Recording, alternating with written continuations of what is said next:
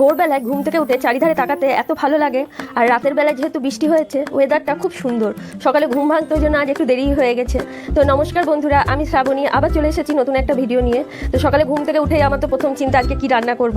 তো সকালে চা খেতে খেতে ছেলেকে জিজ্ঞেস করলাম আজ টিফিনে কী নিয়ে যাবি। তো বললো মা আমাকে আজকে আলুর পরোটা করে দাও। তো ভাবলাম আজকে ওর মনের মতো একটা টিফিন করে দিই। তো রাতের বেলায় কিছুটা ময়দা সানা ছিল, আর সকালবেলায় একটু আলু সিদ্ধ করে একটু আলুর পুর করে নিয়েছি। আর আলুর পরোটা খেতে সকলেই প্রায় ভালোবাসে বাড়িতে। আর বাচ্চাদের একটু মনের মতো টিফিন করে দিলে ওরা বেশ খুশিই হয়। আর সকালে প্রথমেই আগে ছেলে টিফিনটা করে নিই, তাহলে আমার একটা টিফিন হয়ে থাকে। তারপর বরের টিফিন করবো সেটা রান্নাবান্না করে নিই। তো ছেলের টিফিনটা আমি একদম রেডি করে দিচ্ছি, আর ওর টিফিনটা আগে আমি করে নিই। তারপর তো দুপুরে রান্নাবান্না চাপাবো। তো এদিকে কিছুটা চাল কুমড়ো ছিল, চাল কুমড়োটা কেটে নিচ্ছি। আর এখানে রুই মাছের মাথা দিয়ে চাল কুমড়োটা করে কিছুটা জিরে আর শুকনো লঙ্কা ফোড়ন দিয়েছি, তাতে চাল কুমড়োটা দিয়ে দেবো। আর চাল কুমড়োটা করতে একটু সময় লাগে, কারণ চাল কুমড়ো দিয়ে অনেকটা জল বেড়ায়। তো নুন হলুদ দিয়ে চাল কুমড়োটা ঢেকে রেখেছিলাম। তারপর একটুখানি মুগের ডাল ভেজে সেটাকে ধুয়ে চাল কুমড়োর মধ্যে দিয়ে দিয়েছি, আর এতে আদা জিরে বাটা দেবো।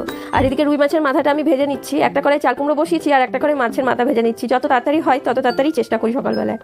আর এদিকে চাল কুমড়া দিয়ে অনেকটাই জল বেরিয়েছে। তো মাছের মাথাটা আমার ভাজা হয়ে গেছে, সেটা চাল কুমড়োর মধ্যে দিয়ে দেবো। আর রুই মাছের মাথা দিয়ে চাল কুমড়োটা কিন্তু খুব ভালো হয় খেতে। এদিকে মাছের কিছুটা তেল আছে, তো মাছের তেলটা দিয়ে আজকে বড়া বানাবো। তো মাছের তেল দিয়ে বড়া খেতে খুব ভালো লাগে, গরম ভাতে তো খুবই ভালো লাগে। আর এদিকে আমার আর আজকে আমি করবো তেলাপিয়া মাছ। তেলাপিয়া মাছ কিন্তু তেলাপিয়া মাছটা নিয়ে এসেছিল, তো আজকে তেলাপিয়া মাছটা করবো বেগুন দিয়ে। তো এদিকে আমার চাল কুমড়োটা হয়ে গেছে, নামিয়ে নিলাম। তো কড়াই কিছুটা আমি তেল দিয়ে নিয়েছি, তাতে মাছের বড়াগুলো করে নেবো, মাছের তেলের বড়াগুলো। আর মাছের তেলের বড়া একটু ভাজতে সময় লাগবে। আর এদিকে কড়াই কিছুটা তেল দিয়ে আমি বেগুনটাকে খুব ভালো করে আগে ভেজে নিলাম। তেলাপিয়া মাছটা আজকে বেগুন দিয়ে করবো। আর মাছের বড়াগুলো আমার একদম হয়ে গেছে। গ্যাসের ফ্লেমটা একদম লো করে মাছের তেলের বড়াগুলো ভাজলে কিন্তু খুব সুন্দর ভাজা হয়। এদিকে তেলাপিয়া মাছগুলো ভাজতে বসিয়ে দিয়েছি। আর পাশের কড়াইয়ে আমি মাছের ঝোলটা করবো বলে কড়াই কিছুটা তেল নিয়ে নিয়েছি, তাতে কালো জিরে ফোড়ন দিয়ে দিয়েছি, আর কয়েকটা কাঁচা লঙ্কা তেলের মধ্যে দিয়ে দিয়েছি। এরপর পেঁয়াজটাকে ভালো করে ভেজে নিয়ে তারপর টমেটো দিয়েছি। আর এই মাছটা একটু আদা জিরে বাটা দিয়েই করবো। তো নুন হলুদ প্রথমে দিয়ে দিলাম, তারপর দিয়ে দেবো 1 চামচ মতো আদা জিরে বাটা। এরপর মশলাটাকে একটু ভালোভাবে কষিয়ে নিতে হবে যতক্ষণ না তেল ছাড়ছে। আর মশলাটা দিয়ে খুব ভালোভাবে তেল ছেড়ে গেলে বেগুনটা দিয়ে দেবো। আর বেগুনটা যেহেতু ভেজে রেখেছি, ওই জন্য বেগুনটা সেদ্ধও হয়ে গেছে। তো ভাত কোয়ালটা আমি সকালে উঠে আগে ভিজিয়ে দিই, তাহলে ভাতটা করতে খুব একটা সময় লাগে না। আর প্রেসারে ভাত করতে গেলে ভাতের চালটা যদি ভিজিয়ে রাখা হয়, ভাতটা খুব সুন্দর ঝরঝরে হয়। আর এদিকে মাছের মশলা বেগুন একদম খুব সুন্দরভাবে কষিয়ে নিয়েছি। এরপর মাছের ঝোলটা ফুটে গেলে মাছগুলো ঝোলের মধ্যে দিয়ে দিব। আর রান্না আমার হয়েই গেছে প্রায়।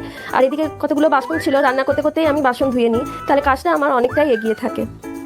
আর এদিকে আমার মাছের ঝোলটা হয়ে গেছে। মাছগুলো এবার ঝোলের মধ্যে আমি দিয়ে উপর থেকে কিছুটা সর্ষের তেল দিয়ে এটাকে 10 মিনিট মতো ঢেকে রাখবো। আর ভাতটাও আমার হয়ে গেছে।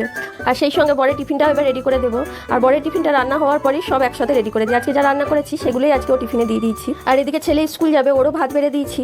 তো দুপুরে রান্না বান্না ওই জন্য আমাকে খুব সকালে করে নিতে হয়। ছেলেরও টিফিন করে দিই, বরেরও টিফিন করতে হয়। আর ছেলেও ভাত খেয়ে যায়, ওই জন্য দুপুরের রান্না খুব সকালেই আমার হয়ে যায়। আর এদিকে ছেলেকে খেতে